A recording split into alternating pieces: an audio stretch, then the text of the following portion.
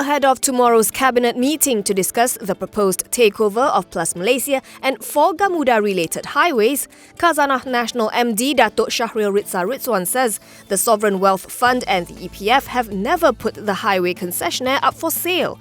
So should the government decide to let go of PLUS, he says the next step would be to conduct a formal engagement with the current shareholders, Khazanah, which via UEM Group owns 51% of PLUS, and Retirement Fund EPF, which holds the remaining 49%. Syahril believes any decision on a sale from a governance point of view needs to be done properly through Khazanah and EPF. He adds that all the offers that have come in are unsolicited and were made to the government rather than the current shareholders. He also says Khazanah has always felt that the offers undervalued PLUS.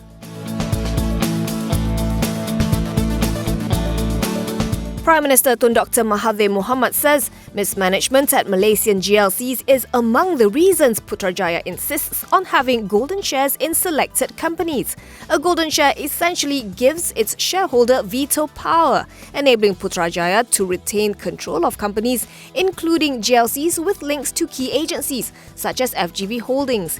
It allows Putrajaya to overrule board recommendations for top management appointments, among others. The PM isn't entirely opposed to the idea of halting the practice, however, saying the government could do away with golden shares if it is necessary, although his administration would have to study the suggestion on a case-by-case basis. Earlier today, Khazanah Nasional MD Datuk Syahril Ritza Rizwan told a forum it was time the government did away with golden shares and started relying on industry regulators instead. He believes direct intervention like board appointments can be wrong from a commercial and business point of view. Council of Eminent Persons member Professor Jomo Kwame Sundaram, who was at the same panel session, concurred. Among others, he said the role of the government can be easily abused and the focus should be on enforcing the existing sets of regulation.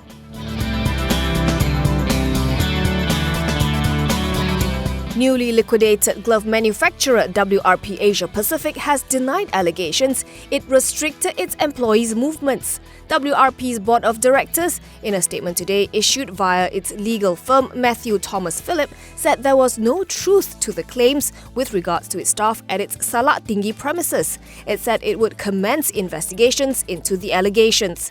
The troubled glove maker was in the news last January after nearly 2,000 Nepali migrant workers staged a 3-day strike, claiming that they were not paid 3 months' worth of wages.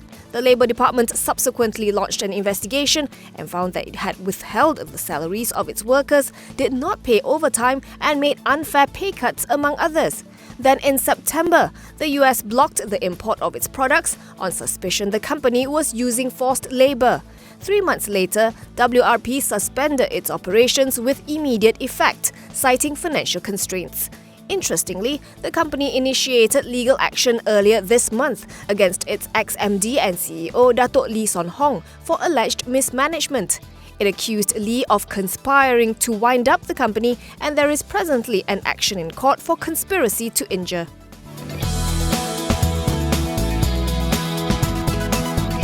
The Socio-Economic Research Centre is expecting Malaysia's exports to recover gradually in 2020 with an estimated 2% growth, compared with the decline of 1.5% to 2% witnessed last year.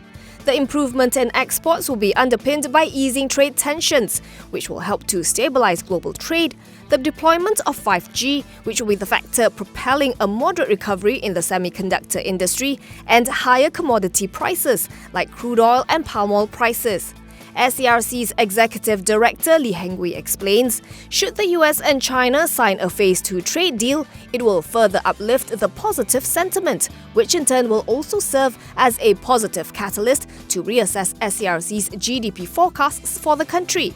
He adds that the wild card to be watched is the US presidential elections this year, which will impact the progress of the US-China trade talks. The signing of the Phase 1 trade deal between the two nations is expected to conclude on Wednesday, ending the 18-month war of tit-for-tat tariffs that have roiled financial markets and dragged down global growth.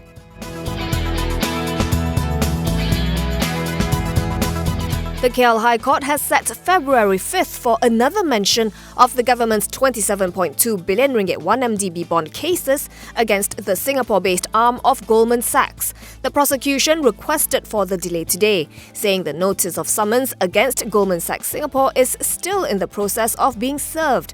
This is because the investment bank had rejected the notice as there was no date stated on the summons. The court previously fixed today to hear the prosecution's application to transfer the case involving Goldman Sachs Singapore from the Magistrates Court to the High Court. Before the case can be transferred to the High Court, the summons must be served on Goldman Sachs Singapore. Last December, Malaysia filed 4 charges against Goldman Sachs for allegedly leaving out material facts on the sale of bonds between a subsidiary of 1MDB and Aba Investment PJS. Former Goldman Sachs banker Roger Ng has also claimed trial to 4 counts of abetting the company in reference to the sale of the same bonds by omitting material facts and making false statements.